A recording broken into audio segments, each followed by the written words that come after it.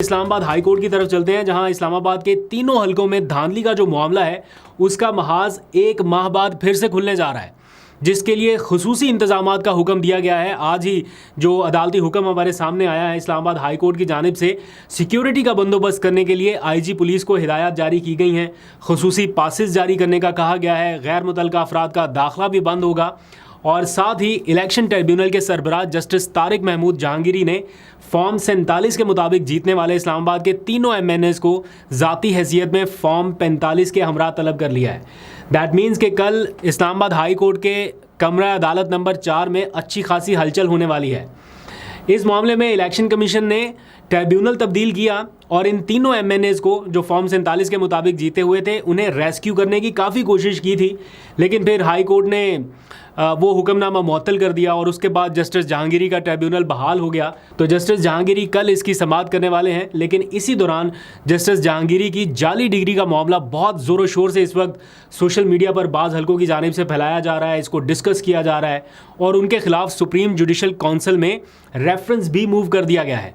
ये सिर्फ जस्टिस जहांगीरी के खिलाफ ही नहीं हो रहा, बल्कि अदालती मुदाखलत पर जो 6 जजेस ने ख़त लिखा था उनमें से 4 जजेस के खिलाफ ये रेफरेंस आ चुका है और कोई पता नहीं है आने वाले दिनों में बाकी 2 जजेस के खिलाफ भी आ जाए। तो इस किस्म की सिचुएशन चल रही है। अब कल का दिन बड़ा इंटरेस्टिंग होगा। देखते हैं कि इस्लामाबाद के तीनों एमएनएस जो जीते हुए हैं फॉर्म 47 के मुताबिक, क्या वो फॉर्म 45 ओरिजिनल प्रोड्यूस कर सकते हैं अदालत के सामने या नहीं, और अगर ओरिजिनल प्रोड्यूस करते हैं तो बयान हल्फी के साथ वो जमा कराते हैं नहीं, क्योंकि उसके कॉन्सिक्वेंसेज अलग होंगे। इस बारे में आपको कल अपडेट करूंगा। इस्लामाबाद हाई कोर्ट में ही एक और अहम नोयत का केस भी कल होने जा रहा है। तहरीक तहफ़्फ़ुज़ आईन पाकिस्तान और पीटीआई को जारी जलसे का एनओसी मनसूख करने पर चीफ कमिश्नर और दीगर हुकाम के खिलाफ तौहीन अदालत की दरख्वास्त जो दायर की गई थी वो कल समाअत के लिए फ़िक्स हो गई है।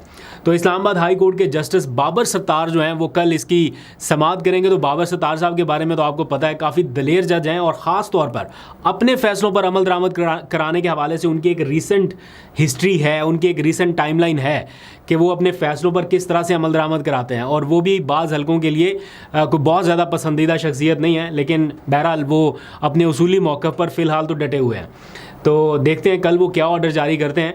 वैसे इस्लामाबाद का जलसा मनसूख होने के पीछे एक तो एनओसी था ना कि एनओसी मनसूख हो गया, उसके अलावा पीटीआई के इजलास में जो मुशावरती इजलास हुआ जिसमें ये फ़ाइनल डिसीजन लिया गया था, उसकी अंदरूनी कहानी क्या है, मैंने वो जानने की कोशिश की कि अंदर क्या डिस्कस हुआ, क्या बातें बताई गई, जिसके बाद फिर आखिर में ये फ़ैसला हुआ, क्योंकि आवाम तो तैयार बैठी थी आने के लिए और फिर बैकलैश भी आया। पीटीआई की लीडरशिप के ऊपर अच्छी खासी तनकीद हो रही है। तो इजलास में बेसिकली क्या बातचीत हुई, तो इजलास में मौजूद एक ज़राए ने यह बताया है कि एनओसी मनसूख होने के बाद कुछ तशवीशनाक मालूमात मौसूल हो रही थी, जिसका मेरा ख्याल है कल जिक्र आपने वो देखा होगा। सोशल मीडिया का एक क्लिप है शेख वकास अकरम का, वो उसका जिक्र कर रहे हैं तरनौल के हवाले से आसपास के अस्पतालों को क्या डायरेक्शन दी गई।